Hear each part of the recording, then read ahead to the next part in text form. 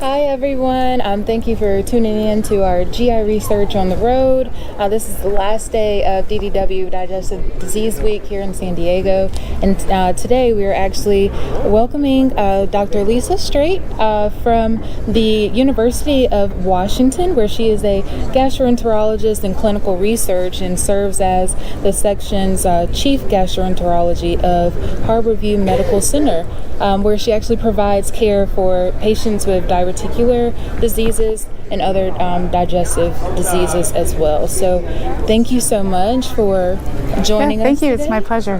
Yes. So today we're actually going to speak with Dr. Strate about some of the diverticulosis and diverticulitis, because for many people, we understand that with this intestinal issue, knowing the difference between the two can be challenging. So today we just want to cover what's the difference and what's the future to come about in some of the research for these patients.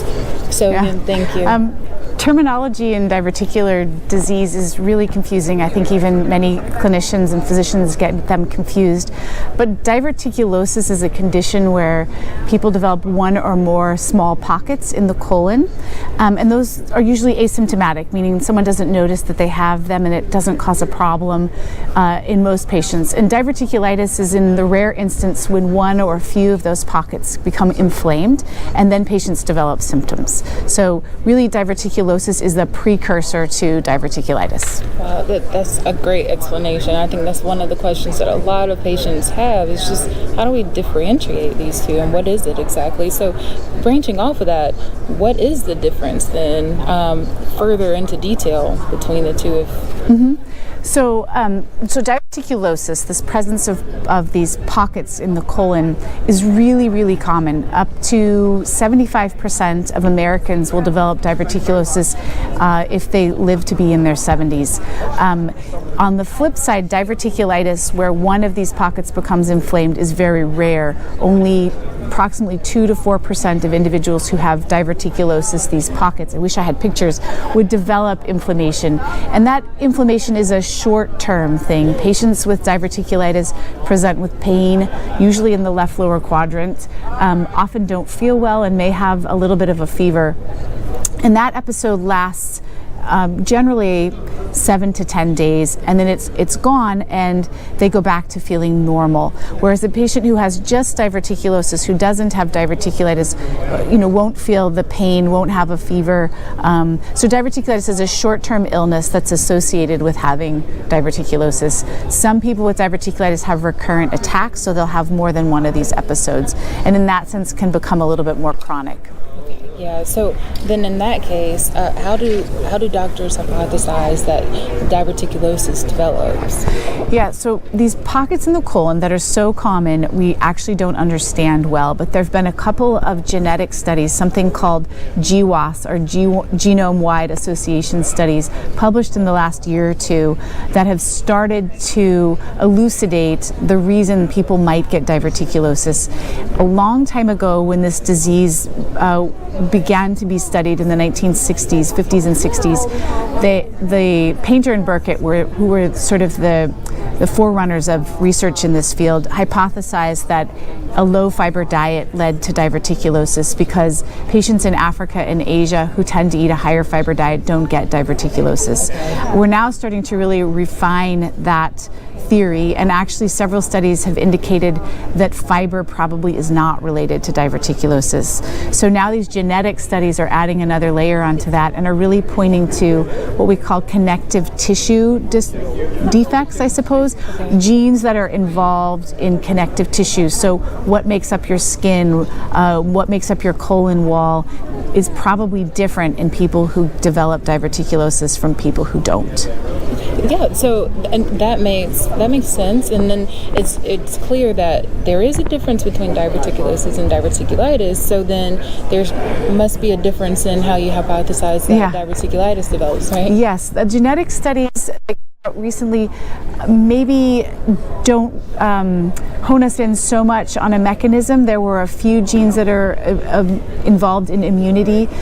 But there are several theories as to why people with diverticulosis might develop diverticulitis. The long-standing theory is that these pockets in the colon get sort of filled with hardened stool, and maybe that hardened stool would irritate or plug and cause what we call bacterial stasis, or bacteria sort of sitting there that could cause this inflammation. Newer or more modern theories propose that perhaps the microbiota, which are the bacteria that normally live in our colon, and all of us have lots of bacteria in our colon, perhaps there's some sort of imbalance in those bacteria that can precipitate the inflammation. Other theories suggest that maybe there's some sort of low-grade inflammatory condition, perhaps related to the microbiota or the bacteria that live in the colon, that lead or predispose someone to develop diverticulitis.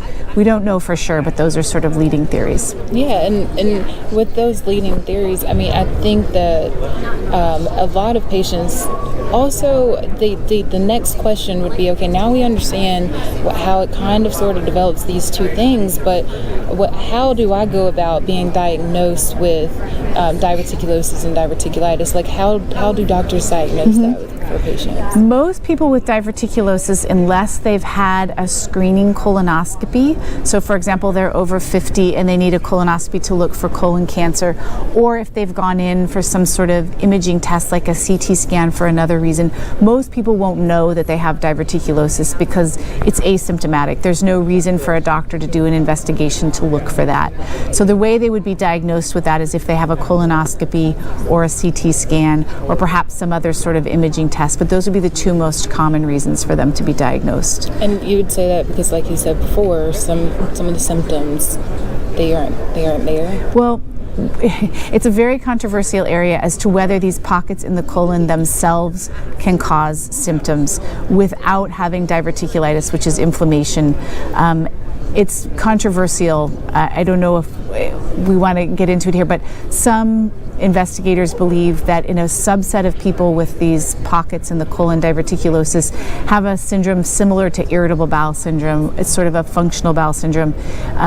The literature isn't really conclusive as to whether or not that's the case. It is possible that some people with pockets in the colon are predisposed to an irritable bowel-like syndrome, which generally entails altered bowel habits, maybe constipation, maybe diarrhea, and maybe some sort of chronic or intermittent abdominal pain, separate from having this inflammatory condition, which is diverticulitis. So it's possible that there's an overlap. It's not definite that there's an overlap. Yeah, and then so the most important thing would be that usually how this is diagnosed is if you're already going in for one of your annual exams. Right. But diverticulitis is different.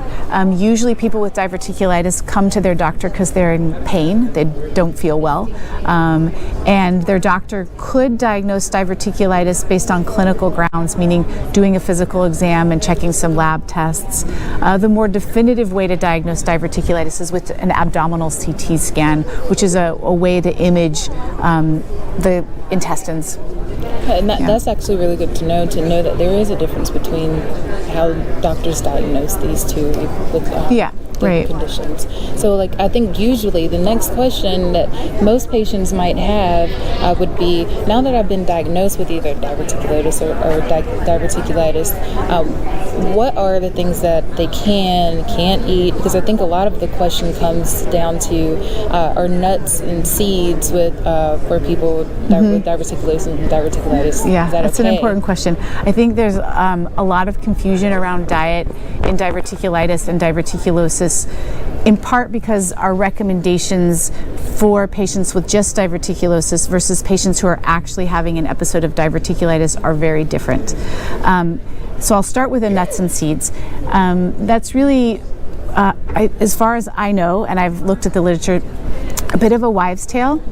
Because I indicated earlier that one of the hypotheses as to why people develop diverticulitis is that stool can get stuck in these pockets. The hypothesis was that nuts and seeds might be less likely to be digested and sort of sharper and more likely to cause trauma to the colon.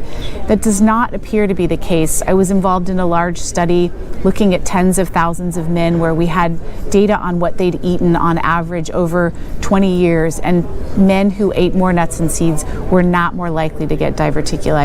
And nuts and seeds are quite healthy. They're high in fiber, they're high in anti-inflammatory components, so the current guideline, the American Gastrointestinal Association does not, or the AGA does not recommend that patients with diverticulosis or diverticulitis avoid nuts or seeds. Yeah, and I think that actually helps with some of the concern, because a lot of the times, some of the patients, they may say, well, I want to stay away from it because everything that I read, it says nuts and seeds might be it's interesting when something has been dogma for so long, it sort of permeates and takes a really long time for people to start realizing that maybe that is not necessary. So that it's actually okay. I would say that experts in the field do not recommend that patients avoid those foods unless they find that those foods irritate them, and then I think they would want to avoid them. Right. So then that goes actually into the whole thing of how do they manage? What's the management plan that some of these people with diverticulosis and diverticulitis would? A lot of it does hinge on diet. Studies have indicated that certain diet and lifestyle factors predispose individuals with diverticulosis, this predisposing condition of pockets in the colon, to get diverticulitis. And some of those predisposing factors include a low fiber diet and a diet that's high in red meat, a diet that's sort of more Western in general, meaning it has refined grains, it's high in fat, again, it's high in red meat, and conversely is low in fruits and vegetables and lean proteins. So we generally recommend that patients who've had an episode of diverticulitis, who might be at risk of another one, that they eat a healthy diet. Someone with diverticulosis has a small overall risk of developing diverticulitis, but those interventions may prevent them from getting it and are also very healthy in terms of cardiovascular health and prevention of diabetes. So a diet that's high in fiber, meaning fruits and vegetables and whole grains, and low in red meat. Other things that have been shown to be risk factors are people who are sedentary or don't exercise are at a higher risk, and conversely, people who exercise vigorously, particularly those who exercise 3 hours more a week, are at a reduced risk, and people who have a normal body weight. So we, in research, grade body weights by something called the body mass index. So a body mass index of less than 25 or less than 30 is preferable in terms of decreasing your risk of having a complication. That's actually really good to know, to how you can almost you can help yourself in the beginning before developing some of those underlying things that might cause these. It's sometimes a hard sell because your risk is small, less than 5%, but again, all these behaviors are healthy. The other thing, particularly for individuals who've already had an attack or more than one attack, is that non-steroidal anti-inflammatory medications, ibuprofen being the most common, are related to getting an attack of diverticulitis. So if someone wanted to avoid something probably easier than exercising 3 hours a week would be to eliminate taking ibuprofen. Well, that's actually a good one for some people who might say, well, I might have a little bit of problem getting myself motivated to go exercise. Okay, well, here's one step to be a little bit closer. Just stop taking this medication. Well, in that case, what are some of the research that might be coming forward in the near future for some of these for this disease? I think some of the research that's come out recently has been in the surgical realm, because traditionally treatment of diverticulitis, especially diverticulitis that happens over and over again or that is associated with certain complications, something we call an abscess or an infected pocket in the abdomen, has traditionally been treated surgically. And a lot of the literature has been on sort of backing away from a surgical approach or doing less invasive surgery. So there's a lot of research in the surgical realm. There's been a lot of research on how you treat an acute episode. Traditionally, without any real data, we've treated it with antibiotics, and there's some trials from Europe indicating that maybe not everyone needs antibiotics to treat these episodes. And then there's research going on in terms of why do people get this disease. So there's research going on in terms of the bacteria that live in the colon, in terms of inflammation that might exist at a very small way in the body, looking again at deeper into these genetic predictors of risk and what those might mean.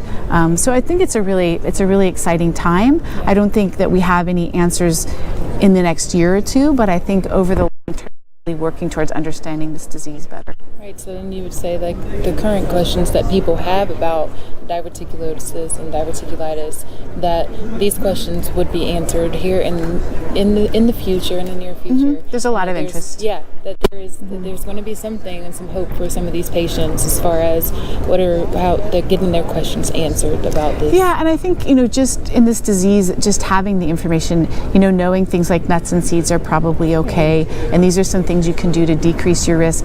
And even a lot of people find out they have diverticulosis because they get a colonoscopy and the doctor says you have this, and they say, oh my God, I have this thing called diverticulosis, and they get concerned about it. Even with the data that we have available now saying that, you're probably going to do okay. You have a 95, 96, 97, 98% chance of never having a problem with this. I think is reassuring, and even having that information is helpful. Yeah, just education is another part of being able to understand everything and what you're going through, and asking those questions from your doctor once you have been diagnosed is very important. Exactly, so that people don't panic about it and sort of put it into perspective. Right. Yeah. Right. Now, this is great information, and I just think that a lot of the patients have had questions about diverticulosis and diverticulitis, and I really thank you so much for you're welcome. Your willingness to share your unique insight on both of these cases, and helping us understand that there is some research out there and there are questions that will be answered here in the near future. So again, thank you so much, Dr. for joining us today. Thank you. Thank you.